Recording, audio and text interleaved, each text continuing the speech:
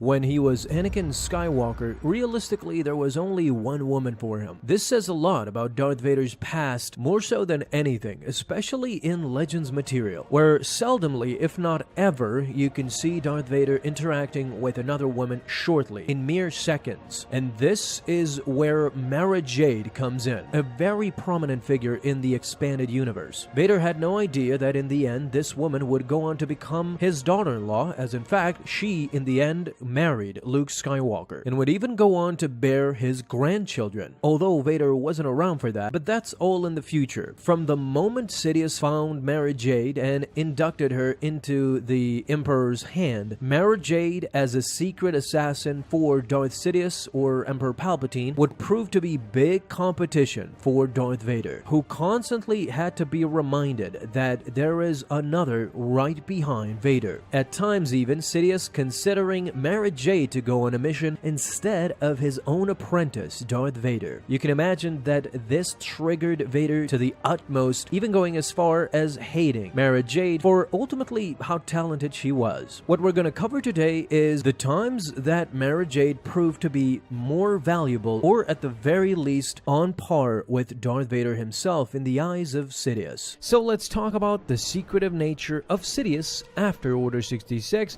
and why Mara Jade had to navigate the secret world very heavily just to understand where she stood within the Empire.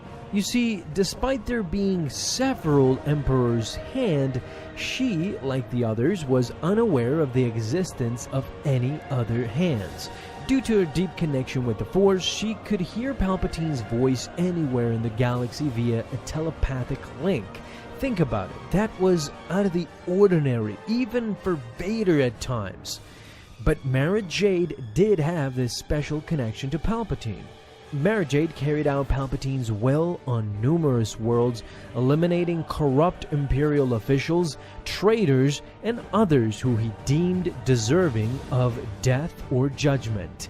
And when Mara Jade was involved, none of them would get the last word. If you think about it, Palpatine ruled with an iron fist. You can see here that if he sent Mara Jade to eliminate and kill Imperial officers, meaning his own, then Palpatine did run a tight ship, and corruption was not flourishing under the Empire, something that the Republic had a big problem with, if you think about it. But let's continue. Oftentimes, we would see Sidious express his connection to her, or at the very least admiration for such a powerful entity. The Emperor actually allowed Mara Jade time for relaxation, not something that was typical of Palpatine's usual style. You can see with Vader, he didn't get much relaxation time, to say the least.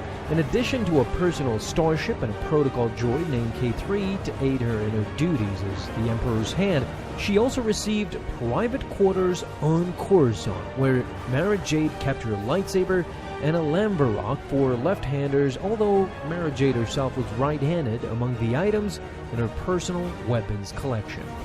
The cusp of her inner battle between her and Vader came some years before the Battle of Yavin. They both were in the throne room together with Palpatine. This time, though, Mara Jade sorta had the upper hand because after years of research and discovery, she finally found a very prominent Jedi Master that was lost after Order 66. That was Anya Kuro, the Dark Woman. We actually covered Vader's journey with this Jedi before, but I never really focused on one of the main points of this comic, which is this comic book, if anyone is interested in reading it. It's Legends, of course, so don't bother asking in the comments. But back to Mara Jade and Vader. At this moment in particular, you can see that they're competing for Palpatine. Even Sidious notices this, but for now, he chooses Vader to spearhead this mission. So, in seeing this, I really became interested, and I would like for you guys to talk to me in the comments. Do you think Mara Jade would have ever been able to actually become Palpatine's apprentice? At the very least, remove Vader from his superior position. This is the question of the day. Talk to me down in the comments. You know, being the Emperor's hand, aka assassin and all that, not to mention stunningly beautiful, but what do we actually know about her? In all of my years here, I've never really made anything about Mara Jade because sometimes we focus a lot on canon and what's happening right now. But if we do that, we fail to realize the importance of this woman and how involved she actually was with some of the biggest characters in Star Wars. We're talking about Vader, we're talking about Sidious, and of course, who could forget Luke Skywalker? In fact, she became his wife later on. So before we talk about what Sidious called Mara Jade or what he said about her, let's learn where she comes from. Now, Mara Jade was born in 17 BBY during a time of great instability as Emperor Palpatine and Vader were eliminating the remnants of the Jedi Order.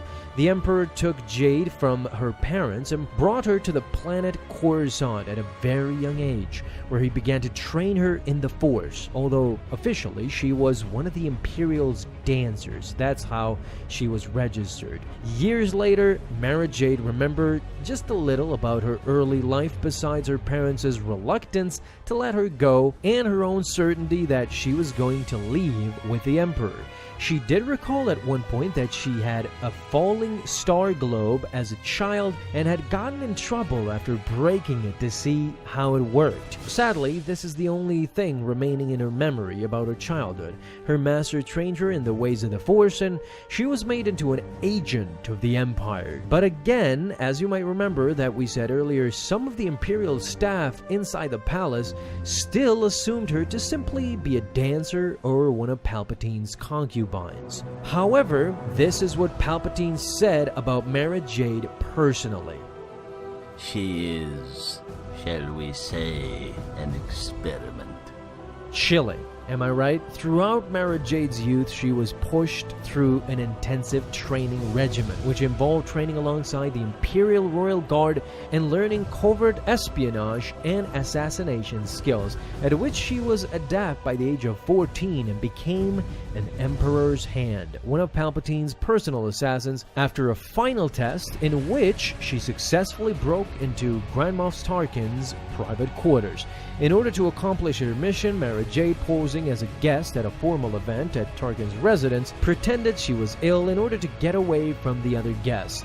She then retrieved a sack of equipment and descended down the side of the building to the room containing Tarkin's private safe. While she was breaking in, a group of guards came in, who were actually droids, and she engaged them with her blaster and lightsaber. However, upon sensing that one of the guards was living, she knocked him out rather than kill a soldier willing to give his life in a training exercise. Vader and Sidious were pleased with her skills, and she was then pronounced officially as the Emperor's hand. Not a lot of backstory about her, as you can see, and this is the closest we can get to her origins. But yeah, let me know your thoughts down below in the comments. I would love to know what you guys think about Mara Jade. And if you enjoyed, leave a thumbs up, hit that bell to get notified the moment a new video is out. Have an awesome day, my Star Wars friends, and may the Force be with you always.